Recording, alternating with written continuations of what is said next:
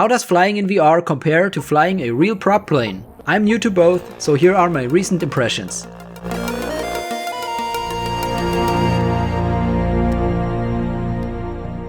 Let me get straight to the point.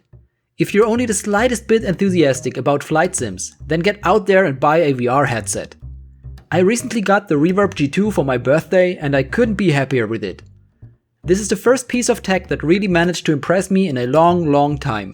I guess the last time I was blown away on such a level was back in the days at the release of hardware 3D accelerator cards, like the Voodoo from 3DFX and Nvidia's Riva. But that's not today's topic. Another event took place some months ago, which is me flying a real prop plane. It was an additional present from the missus and a lot of fun on top of a lasting experience. We went to Bonn, where I had the chance to fly a Black Shape Prime, which is like a go-kart for the skies.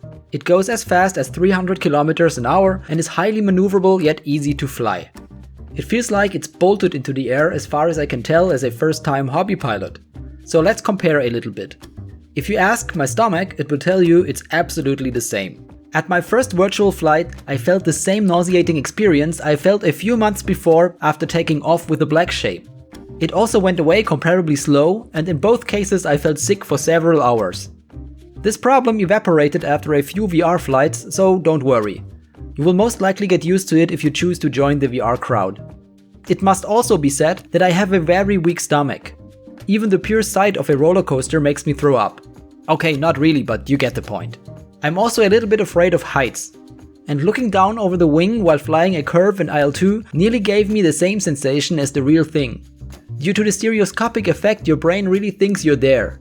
This particular feeling slowly got better too, and now after a few weeks I'm able to maneuver however I want without the constant danger of puking all over my keyboard. What also is quite nice is the feeling of sitting inside a cramped space. Pancake gaming simply can't transfer how narrow some of the World War II cockpits were. You're always positioned in front of a screen within a room. VR really gives you the feeling of sitting within the confined space of a fighter cockpit, surrounded by instruments and controls. Things even get more claustrophobic once you close the canopy. So in the end I could say on a scale from 1 to 10, where 10 is real and 1 is the MS Flight Simulator from 1983, flying in IL-2 Sturmovik or DCS on a flat screen is like a 3 and VR is like a 5 or 6. The real thing still is a whole other level of experience, especially if your body is not used to it. Yet still VR is a giant leap compared to a flat screen.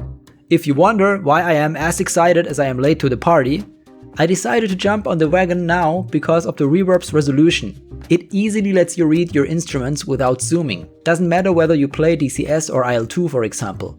Everything will be crisp and sharp. But only if your eye distance and the shape of your forehead are compatible with the Reverb G2, but that's another topic.